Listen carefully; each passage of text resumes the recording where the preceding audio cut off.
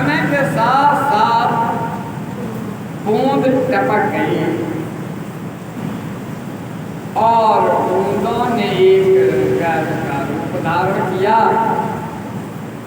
उससे एक ऐसा जीव प्रकट हुआ जिसका मुख विकराल था।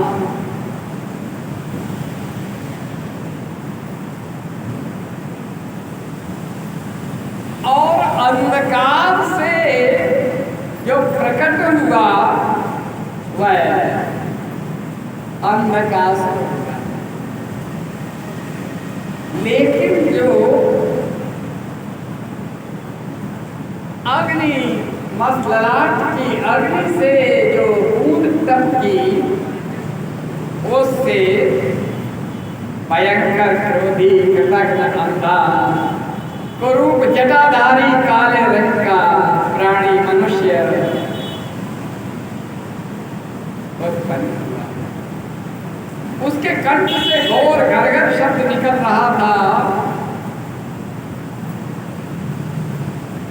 अद्भुत दृश्य।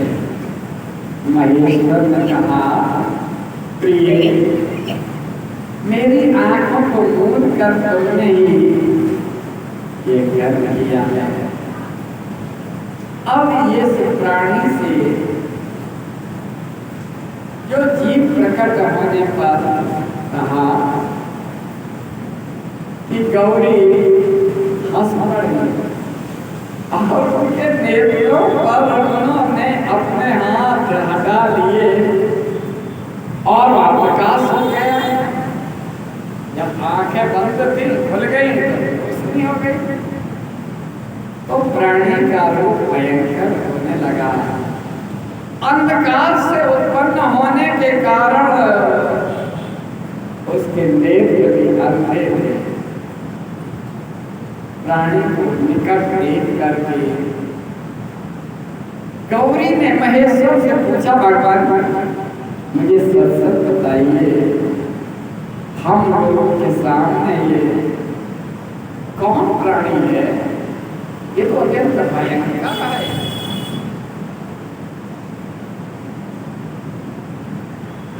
जब लीला रचने वाले और तीनों लोगों के जगत जननी गौरी ने सृष्टिकर्ता की अंधी सृष्टि के विषय में प्रश्न किया, लीला बिहारी भगवान शंकर अपनी प्रिया से बोले, अद्भुत चरित्र रचने वाली पार्वती, हे उड़े, जब तुमने मेरे नेत्र बंद कर दिए थे उस समय अद्भुत और पराक्रम प्रचंड पराक्रमी प्राणी मेरे पसीने से प्रकट हुआ और ये प्राणी अंधक है। तुम ही इसको उत्पन्न करने वाली हो। अतः सखियों सहित तुम करुणा पूर्वक इसकी गणों से यथा योग्य रक्षा करते रहना चाहिए। इस प्रकार बुद्धिपूर्वक विचार करके ही तुम सब कार्य करो। अपने स्वामी के वचन सुनकर के गौरी का हृदय करुणार्थ हो गया और वे अपनी सखियों सहित अंधक को पुत्र की भांति नाना प्रकार के उपायों द्वारा रक्षा करने लगी। तदनंतर में शिशिर ऋतु आने पर हिरण्याक्ष, वह हिरण्याक्ष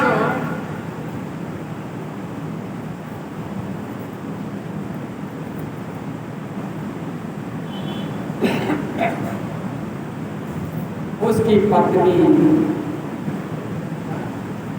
उसके ज्येष्ठ भाई हिरण्यकश्यप की संतान परंपरा को देख करके उसे भी संतानार्थ तपश्चर्या के लिए प्रेरित किया। वहां वह कश्यप नंदन कश्यप का पुत्र हिरण्याक्ष वन में आश्रय लेकर प्राप्ति के लिए तपस्या करने लगा। वह हिरण्याक्ष तपस्या करने लगा और उसकी तपस्या से पिनाकधारी भगवान भोलेनाथ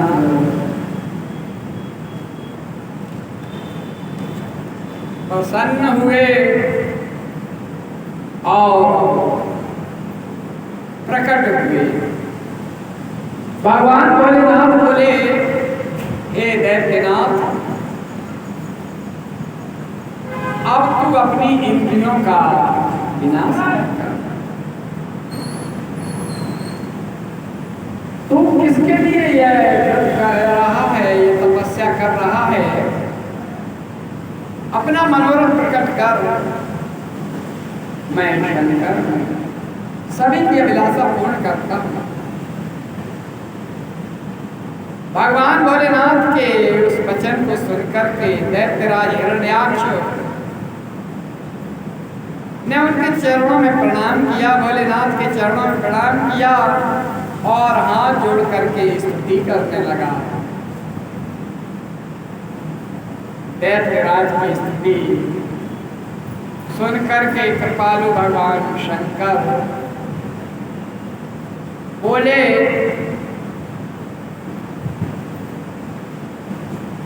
तू क्या चाहता है? तो कहा कि मैं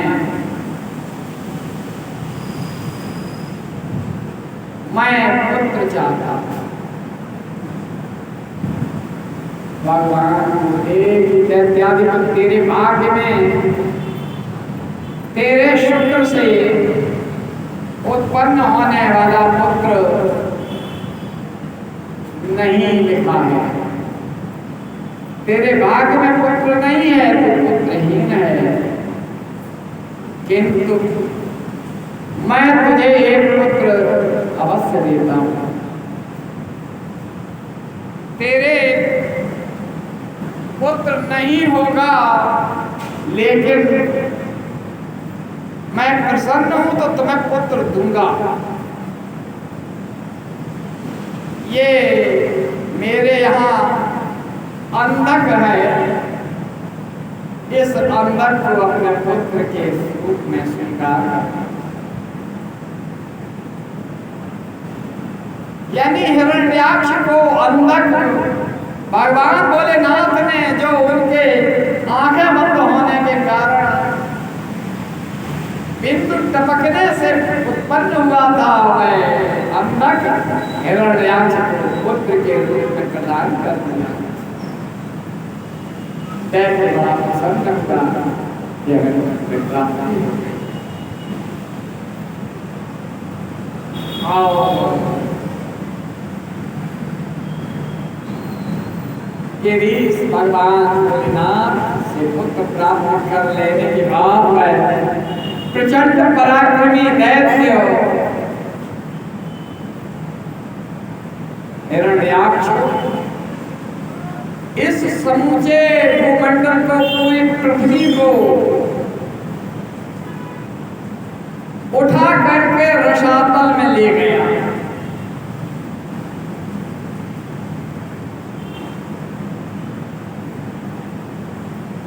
और रसातल में जब ले गया तो सब कुछ बड़ी समस्या पैदा हो गई।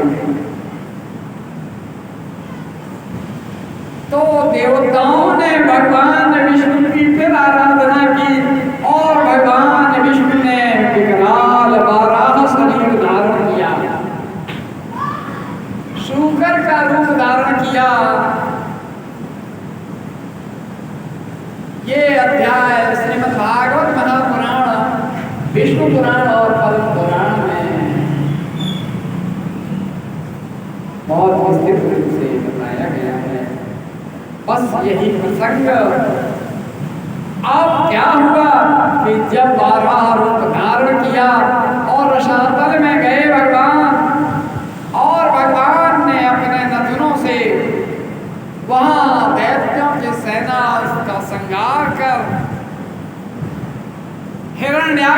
वध करके उसे अपनी जाड़ों पर धारण किया, इस पृथ्वी को और लाकर के अपने स्थान पर रखा। लेकिन पद प्रहार से निशाचर सेना का जो अंत हुआ था, उस रसातल का साम्राज्य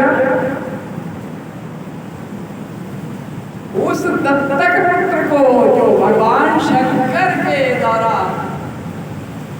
उनके आंखें मूंदने के बाद अश्रुबिंदु से गिरा पैदा हुआ था, उस अंधक को रसातल का साम्राज्य दे दिया भगवान ने और उस पृथ्वी को लाकर के स्थापित किया। बोल वाराह भगवान की। सनत कुमार जी कहते हैं, हे व्यास जी, 12 रूपधारी श्री हरि के द्वारा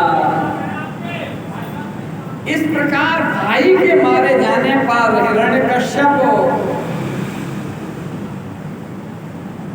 दूसरा भाई जो हिरण्यकश्यप था वह शोक और क्रोध से संतप्त था। भाई की मृत्यु का शोक, भाई के पद का शोक और प्रतिशोध के रूप में क्रोध,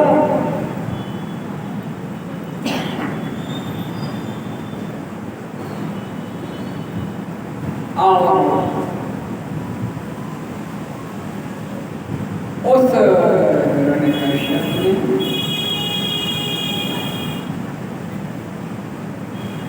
अपने आप को शक्तिशाली बनाने के लिए तपस्या, भगवान ब्रह्मा की तपस्या की और वर्षों तक तपस्या करता रहा। स्वयं ब्रह्मा प्रकट हुए और कहा, वर्मा मांग। तो हिरण्यकश्यप ने अजेयता का वर मांगा, अजर अमर होने का वर मांगा। तो ब्रह्मा जी ने उसी तरह से कह दिया जैसे त्रिपुर तारक पुत्रों ने जब अमर होने की बात कही, उनका मृत्यु सत्य है। तो उन्होंने नगर मांग लिए थे कि अंतरिक्ष में सर्वदा अदृश्य रहने वाली नगर। यहाँ पर जब ब्रह्मा जी की बात सुनी तो हिरण्यकश्यप ने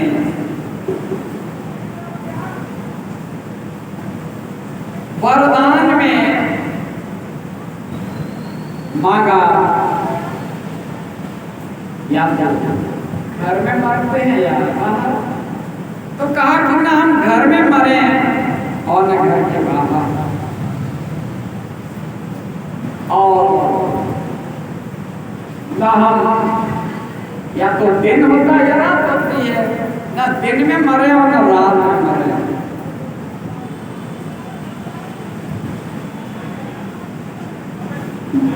तरह तरह के विकल्पों को साथ कि जब ऐसा होता ही नहीं है तो क्या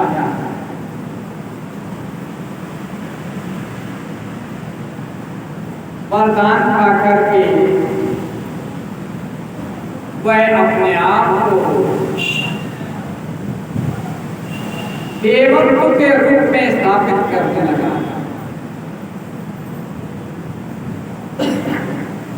ऐसे हिरण्यकश्यप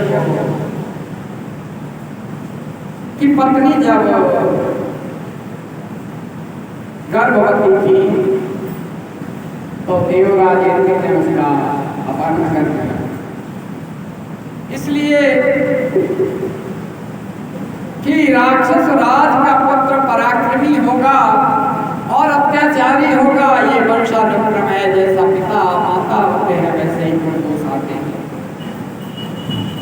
नारद जी ने अपने आश्रम में ले गए कयाधु को और उन्हें अनासक्त और ईश्वर के उस तत्व ज्ञान को दिया। जब तत्व ज्ञान दिया तो आपने पहले ही बताया था, जन्म ना जाए तो शुद्ध संस्कार आते चुके, राक्षस होने पर भी गर्भस्थ शिशु का संस्कार के द्वारा जो परिवर्तन हुआ यह हुआ कि भक्त होकर के प्रकट का जन्म लिया और उसको जो पिता हिरण्यकश्यप अपने आप को देवत्व के रूप में स्थापित करता और पुत्र उसका विरोध करता। एकमात्र पुत्र पिता के साथ विद्रोही स्वरूप जब दिखाता है तो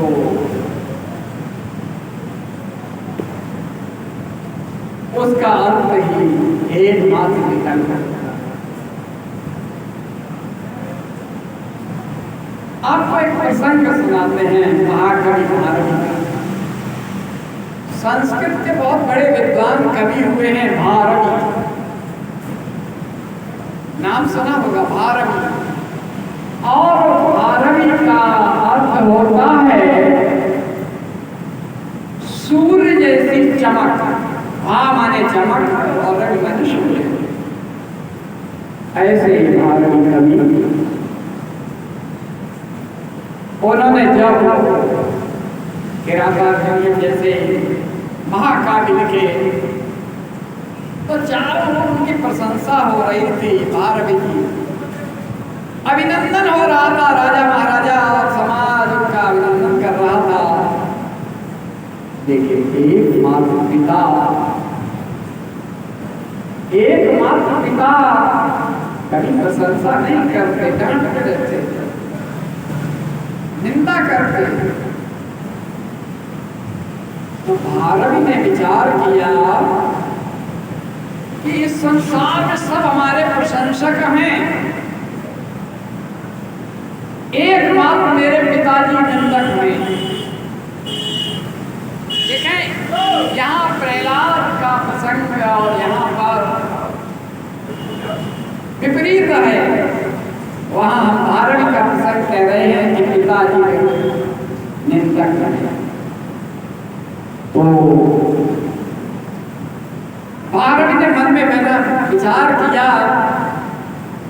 कि पिताजी को अगर हम मार दें तो संसार में कोई निंदक नहीं बचेगा, सब प्रशंसक रह जाएंगे। ये मन बना करके भारवी अपने मकान के दूसरी मंजिल पर सीढ़ियों के पास खड़े हो गए कि पिताजी सीढ़ी चढ़ करके आएंगे और हाथ में कटार ले ली कि हम भौंक देंगे और बस कर देंगे। पिताजी मन में विचार किया, बड़े ध्यान योग से सुने आप, ध्यान से। तो क्या हुआ कि माता जी और पिताजी आ रहे थे बातें करते हुए कि देखो भारवी कितना अच्छा लेखक है, बहुत अच्छा कवि है, उसने कितने अच्छे महाकाव्य लिखे हैं और आप कभी उसकी प्रशंसा ही नहीं करते, हमेशा डांटते रहते, निंदा करते रहते। पिताजी ने कहा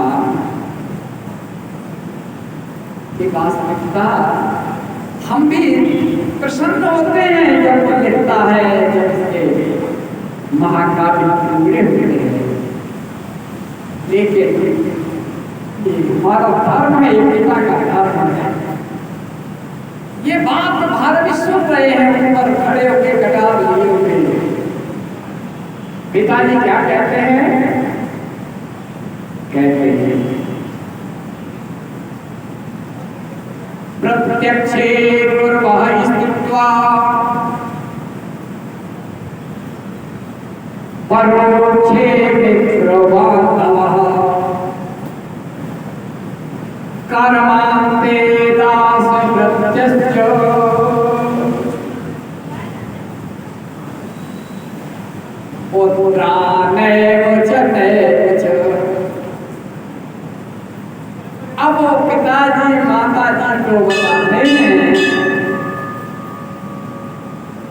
अपने से जो श्रेष्ठ होता है गुरु वर्ग होता है, अपने से श्रेष्ठ,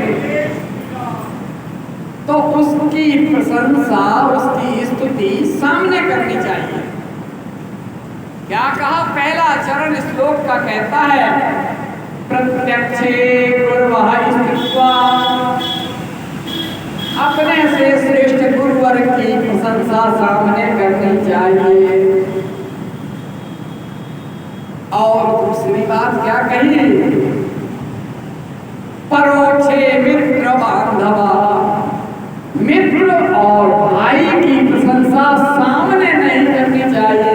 कभी कभी मित्र होते ना, मित्र सामने जब होते हैं तो उल्टी सीधी बात है, गाली की, अरे यार क्या दे, यानी लेकिन बाद में पीछे कहीं कोई बात आती है, तेरा मित्र मेरा भाई है, उसकी प्रशंसा पीछे करनी चाहिए। ये सिद्धांत कहता है। कर्मांते दास भृत्यश्च, काम करने वाले नौकर, सेवक, कोई झाड़ू लगाने वाले जो आते हैं ना घर में काम करने वाले, उससे कहा क्या तुमने बढ़िया सफाई करते हो, उसके दिमाग खराब हो जाएंगे, और जहां तुमने तारीफ कर दी उसके बाद तो फिर घसीटने लगेगा। कब प्रशंसा करें? कर्मांते, काम पूरा करने के बाद। तो 3 स्टेप हो गए, अपने से श्रेष्ठ की प्रशंसा सामने, मित्र और भाई की प्रशंसा पीछे, जब वो सामने ना हो तब, सामने नहीं पीछे, और सेवक की प्रशंसा काम पूरा करने के बाद। कर्मांते दास भृत्यश्च पुत्रा नैव च नैव च, न सामने न पीछे, न काम पूरा करने के बाद कभी नहीं करनी चाहिए। क्यों? क्योंकि उसका उत्साह वर्धन करना है। कह दिया कि अरे वाह मेरा लड़का, बस वही अलम भोलम अलंकृत हो गया, बस अपने आप को वो तीरंदाज समझ लेगा। मैं ये चाहता हूं कि मेरा पुत्र भारवी कालिदास जैसा श्रेष्ठ कवि बन जाए, इसलिए हम उसकी निंदा करते हैं कि और अच्छा लिखे, और अच्छा लिखे। और रघुवंश महाकाव्य कुमार संभव मेघ संज्ञान जैसे ग्रंथ रचने वाले कालिदास से भी श्रेष्ठ हो जाए, इसलिए हम उसकी प्रशंसा नहीं करते, निंदा करते हैं। अब ये बात जब सुनी कि मेरे पिताजी दुश्मन नहीं है, निंदक नहीं है,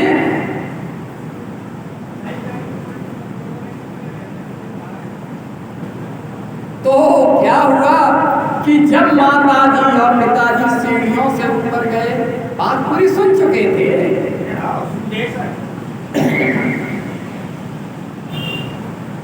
भारवी ने पिताजी के चरणों में दंडवत प्रणाम किया और कहा पिताजी हमसे बड़ा पाप हो गया, हमसे अपराध हो गया। बोले क्या? कि पितृ हत्या का पाप हो गया, कि हम तो जितना हैं कि मन में विचार, देखिए मन वाणी और कर्म से पाप और पुण्य होते हैं। मन से अर्थात संकल्प शक्ति, मन में सोचना संकल्प है, मैं पिताजी की हत्या कर दूंगा, ये मैंने विचार किया, संकल्प किया, मुझे पाप लग गया, मुझे अपराध मैंने कर दिया। लेकिन आपकी बात सुनकर के मुझे वास्तव में पता चला कि आप मुझे कितने हितकारी हैं कि कालिदास से भी श्रेष्ठ बनाना चाहते हैं। अगर लड़का पुत्र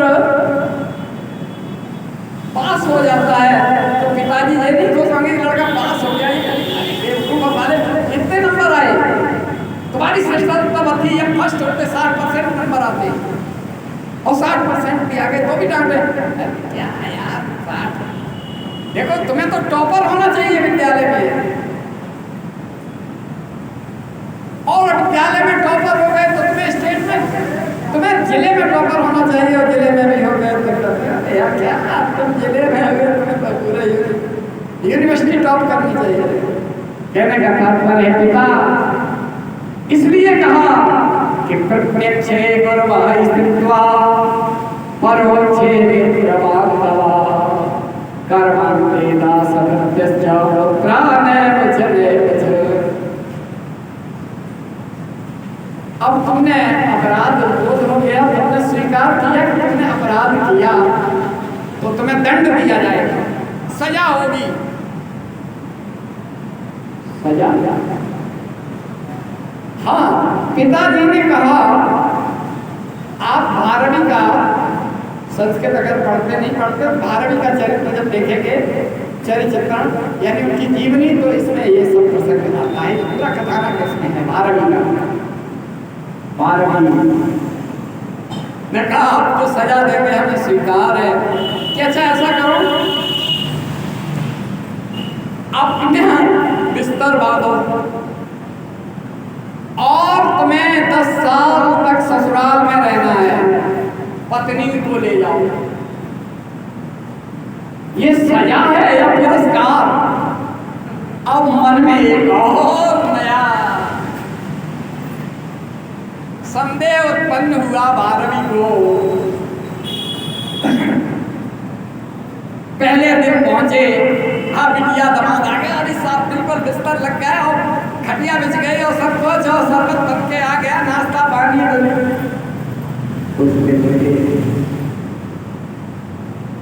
तो बिटिया बेटी यहाँ कब क्या कार्यक्रम है? अब रुकेंगे वो कुछ दिन, ये नहीं कहा 10 साल की सजा है।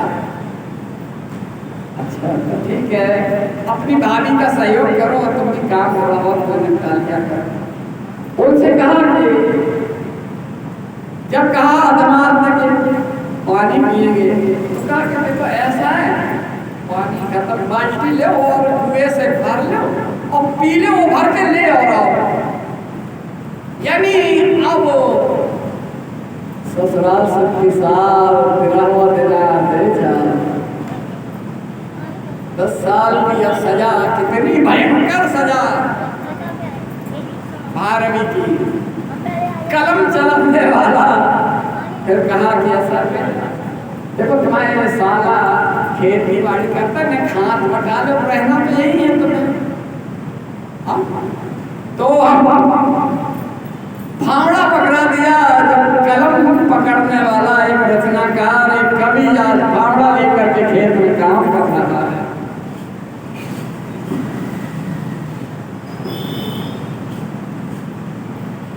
और बेटी अपनी भाभी और अपनी माँ के साथ घर गृहस्थी के काम, फिर तो ये भी हो जाता ना कि जब ननद आ जाती है तो भाभी जो है अपने सब काम बाप ननद से करेंगे, तो क्या करेंगे, यही चलता है।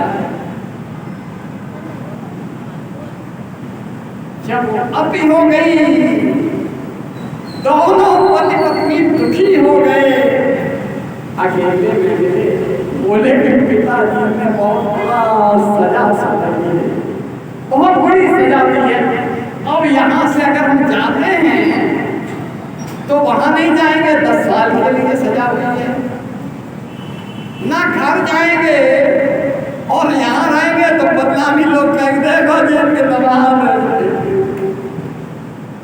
यहाँ हंसी और वहां सजा का आदेश। चलो यहाँ से चलेंगे, कहीं और रहेंगे जाकर के,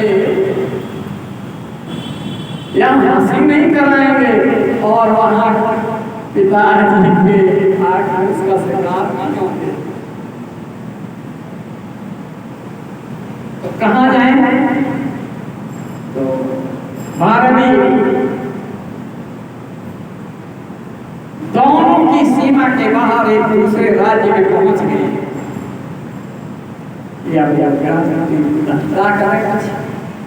अब करें क्या? कलम चलाने वाला मजदूरी भी नहीं कर सकता।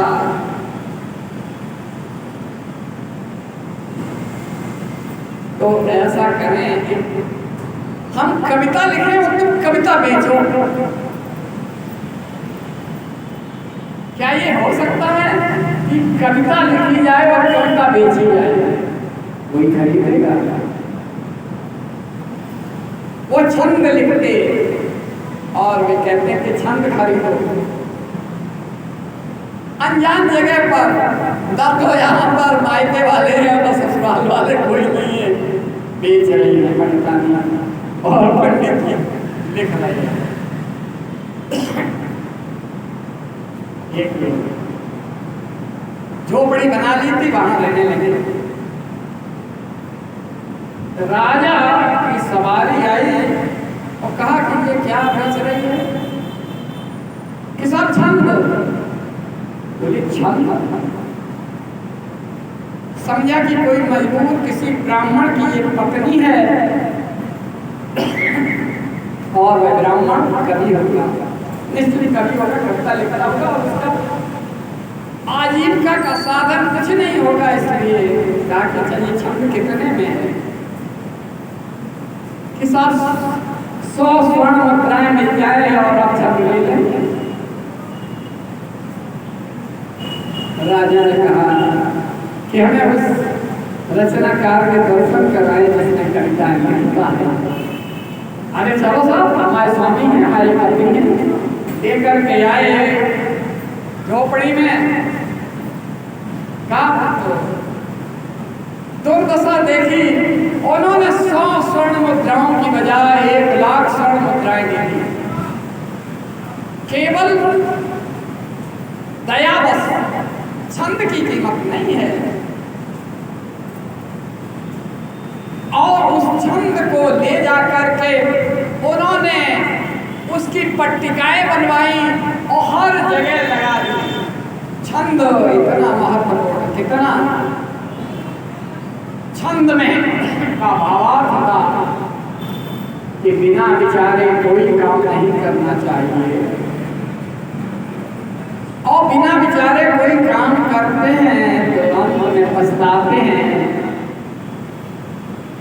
और पछताते हैं, और उसका किए हुए कृत्य का फल भी पैसा ही मिलता है। ये क्षमता और वो उन्होंने सब जगह पूरे अपने महल में लगा दिया, चारों तरफ जिस एंगल से देखो वो छंद। राजा ने हुआ क्या था कि राजा के यहाँ विद्रोह था, सेनापति चाहते थे कि राजा को मरवा दिया जाए और खुद राजा बन जाए, और इस काम का दायित्व नाऊ को दिया, नाई को, जो राजा साहब की सेविंग करता था।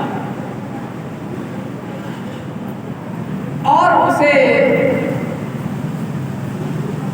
सेनापति ने कहा कि तुम इतना काम कर दो, सेब बनाते बनाते साफ कर दो राजा को,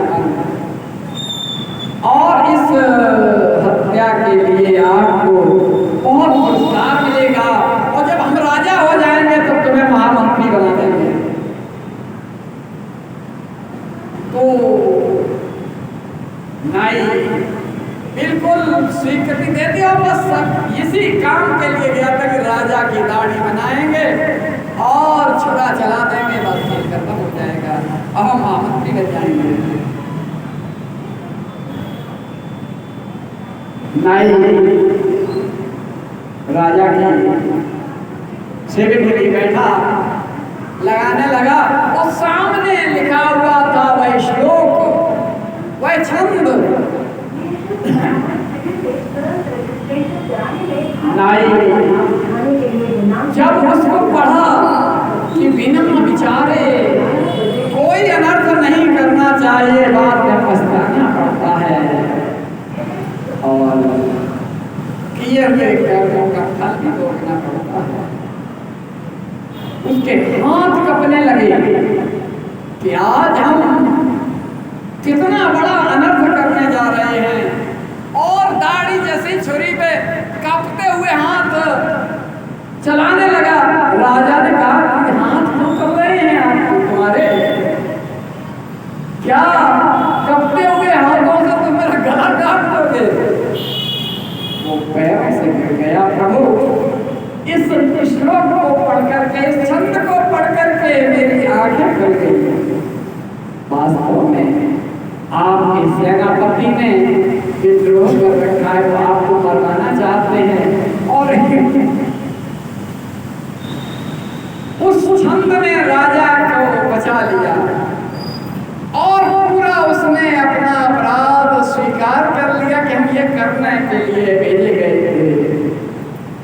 राजा ने छंद की प्रशंसा की, छंदकार की प्रशंसा की, जिससे आज हमारा साम्राज्य बच गया। सेनापति को दे और सेनापति को दे दिया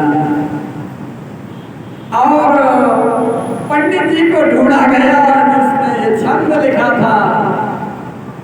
भारवी को ढूंढा गया, भारवी लाए गए और भारवी आज इस साम्राज्य के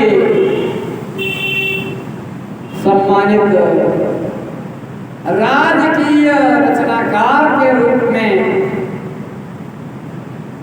सुशोभित हुए और राजा के नवरत्नों में शामिल हुए। ये है प्रत्यक्षे गुरुभाई स्थित्वा परोक्षे मित्रबान्धवा कर्मान्ते दास